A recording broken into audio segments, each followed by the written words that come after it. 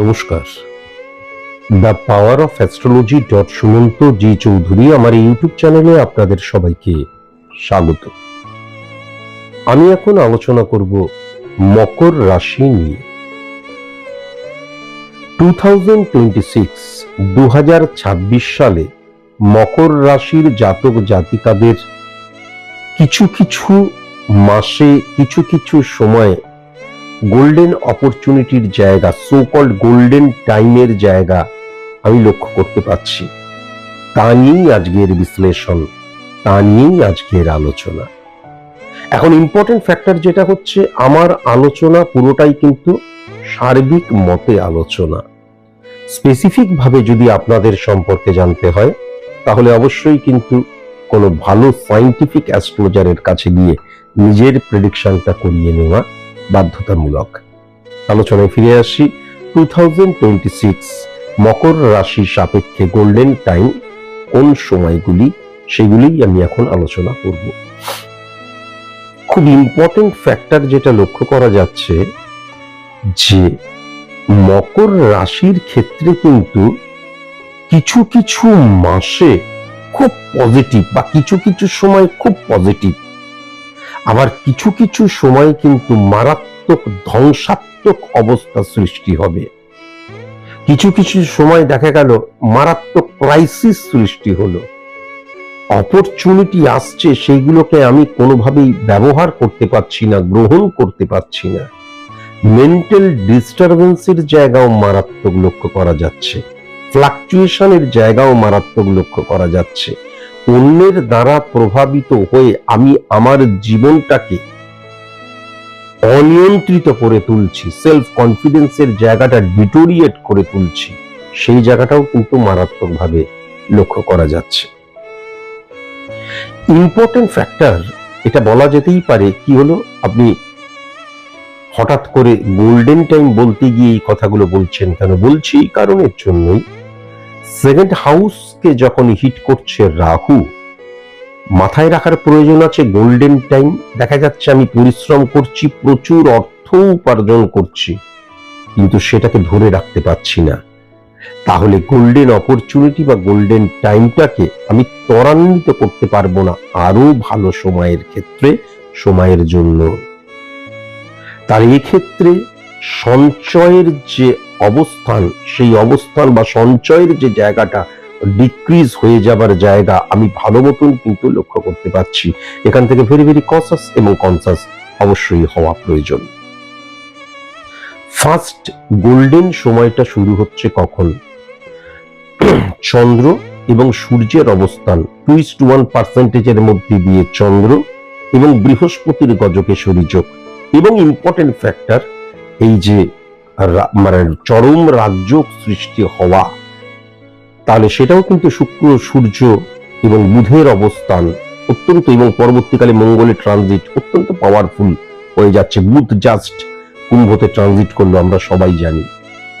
এবং important factor যেটা হচ্ছে, শনি বৃহস্পতির অত্যন্ত পাওয়ারফুল যোগ কিন্তু লগ্নেও হিট করছে।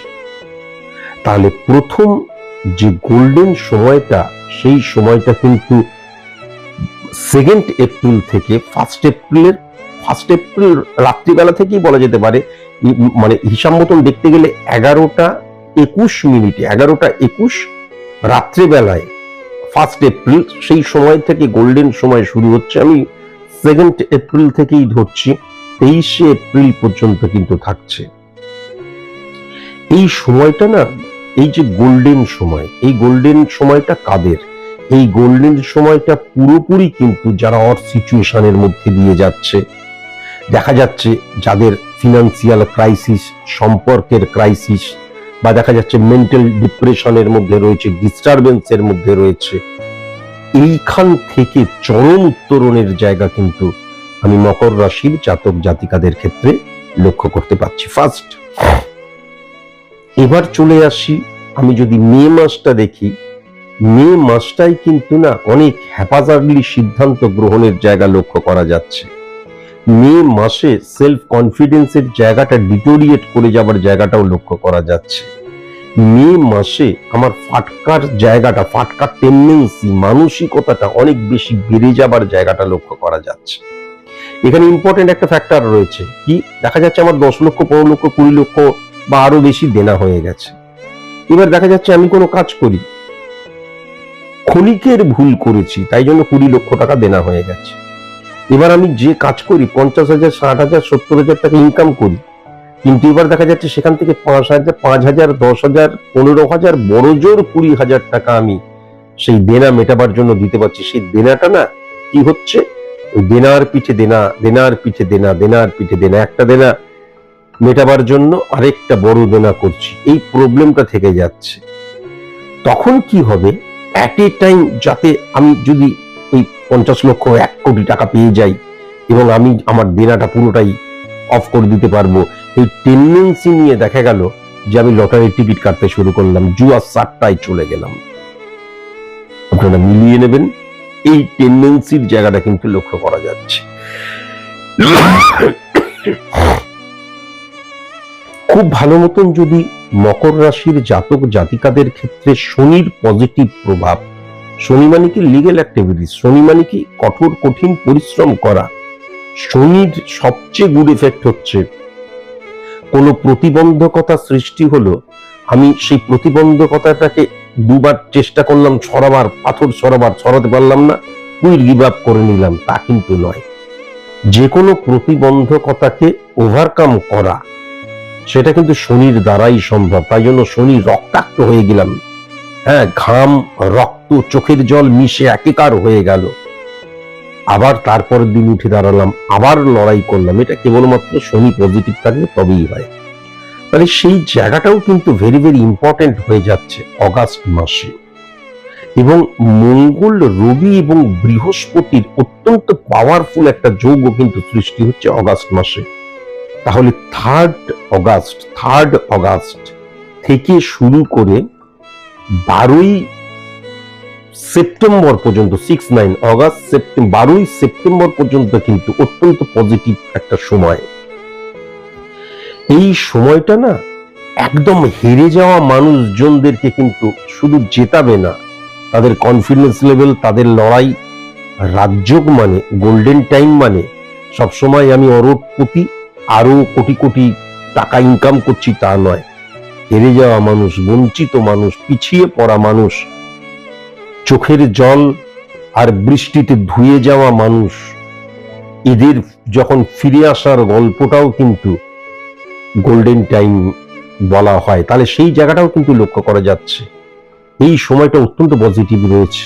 আর আরেকটা জায়গা যেটা লক্ষ্য করা যাচ্ছে, যেই সময় কিন্তু রাহুর ট্রানজিট এবং রাহুর অত্যন্ত পজিটিভ রিফ্লেকশন শুক্রের উপর হচ্ছে। শুক্র মানে কি বলেছি, লাক্সারিয়াস লাইফ লিড করা।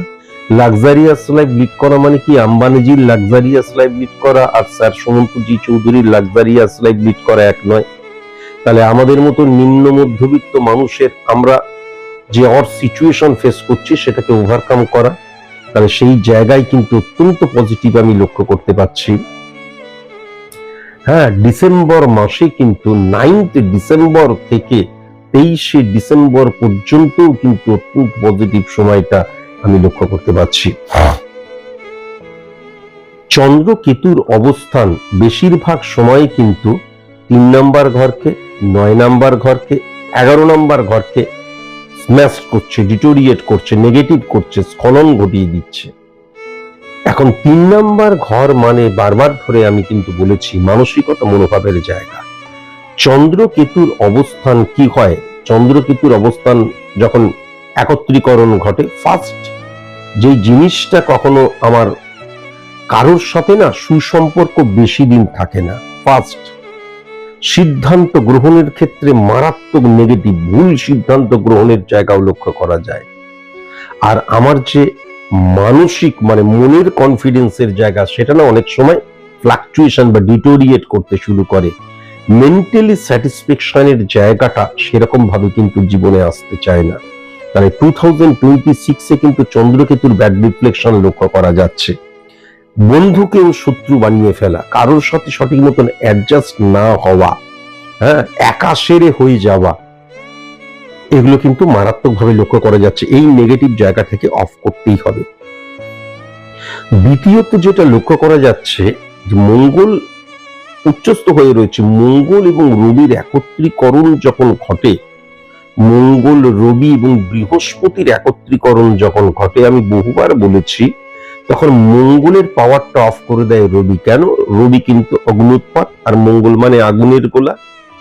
তাহলে কি হচ্ছে, রবি এবং বৃহস্পতির একত্রীকরণ অত্যন্ত পজিটিভ, খারাপ নয়, কিন্তু মঙ্গল যখন অফ হয়ে যায় তখন আমার মধ্যে কিন্তু আইডেন্টিটি ক্রাইসিস সৃষ্টি হতে পারে। আমার মধ্যে যখনই আইডেন্টিটি ক্রাইসিস মানে কি, আমি আমার মতন করে সবকিছু চাইছি, আমি আমার মতন করে সবকিছু পেতে চাইছি। সেকেন্ড, এখান থেকে কিন্তু কি হয়, ইগো প্রবলেমের সৃষ্টি হয়। আইডেন্টিটি ক্রাইসিস, ইগো প্রবলেম সৃষ্টি হলে অ্যাডজাস্ট করার প্রবণতা, স্যাক্রিফাইস করার প্রবণতা, কম্প্রোমাইজ করার প্রবণতা কিন্তু অনেক সময় হ্রাস হয়ে যায়।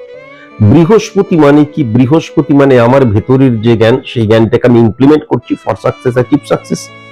তাহলে বৃহস্পতি এবং এই যে আইডেন্টিটি ক্রাইসিস যুক্ত, ওভার কনফিডেন্ট যুক্ত, বা ইগো প্রবলেম বা অ্যাডজাস্ট, কম্প্রোমাইজ, স্যাক্রিফাইস না করতে পারা রবির সাথে যদি বৃহস্পতি একত্রীকরণ ঘটে, তাহলে কি হয়, আমার যে জ্ঞানটা, সেই জ্ঞানটাকে ফর সাকসেস, অ্যাচিভ সাকসেস আমি ইমপ্লিমেন্ট করি না, বরং আমি এই জ্ঞানটাকে যেখানে যথার্থ ইমপ্লিমেন্ট করা প্রয়োজন বলে সেখানে ইমপ্লিমেন্ট করি। সেটা এমন হতেই পারে সফলতার জন্য আমি ইমপ্লিমেন্ট করছি না।